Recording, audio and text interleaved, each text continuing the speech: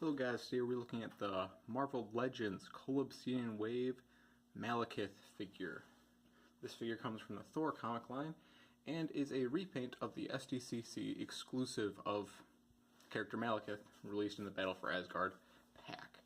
This figure comes included with the right arm and hammer axe thing of Cull Obsidian, which I'll put up right there. And now that we know that's out of the way, let's get on to the figure.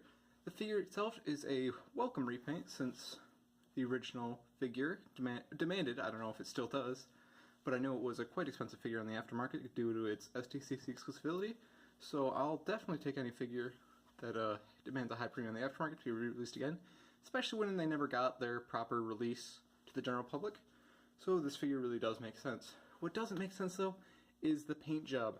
The paint job on this figure is very odd, considering whenever we see Malekith in the comics, or at least whenever I've seen him in the comics, he has two colors, red and black. Red and black. Black on this side, red on that side. But here, instead of getting red and black, we get instead red and this burgundy. I don't really get it. I mean, the SDCC had much better colors when it comes to the body paint, but this one does have something better. The hair. The head is sculpted and painted very well. I mean, it's the same sculpt as prior, but the paint job on it takes it away. It's got a nice yellow tone to it and nice white dry brushing over it to really highlight those details, and the blue and black on the face really is nice. I mean, why is his face black and his body burgundy? I don't know.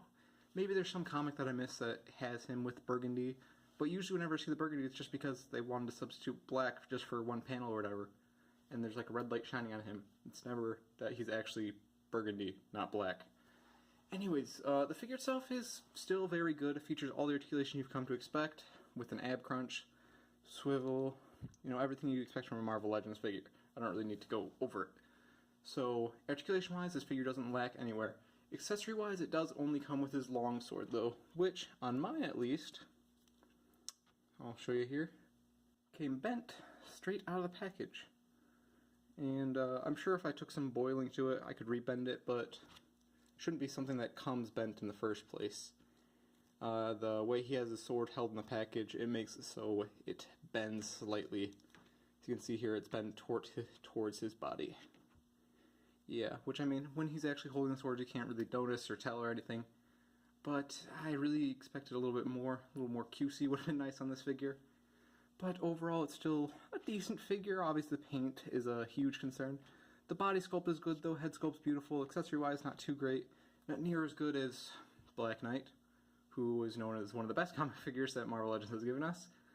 So, overall, decent figure. Only pick him up if you need Malekith, because I think hopefully the SDC prices went down so you can pick up that one. But yeah, for a Malekith, I don't think it really passes with the burgundies to the black. It'd be like if Thor had like his hammer was painted bright green. It's like, well, the sculpt's good, but like, why is his hammer green? It just doesn't make any sense. I don't know why they decided to change that color. Maybe they wanted to differentiate from the SDCC exclusive even more. I don't know. Unfortunately, I'm not a Hasbro executive or anybody who makes those decisions. Anyway, though, I'll decide to rate this figure now. This figure overall gets a 6 out of 10. Articulation's great, accessories are a little on the mass side, but paint job really tanks it on this one. Because Malekith, two main colors. So why they decided to change that, I'm not really sure. But again, if you need to finish your Cull Obsidian, considering that his part is going for more than the figure, pick him up if you see him. But when you do so, definitely give a bewildered shrug and say to yourself, dang it, Hasbro, get me into buying all these figures because I want to build my Cull Obsidian. But yeah, Hasbro got us again. But yeah, decent figure. Definitely could be improved. Definitely could be improved. A step down from its original release, but at least it got a wide release to the public.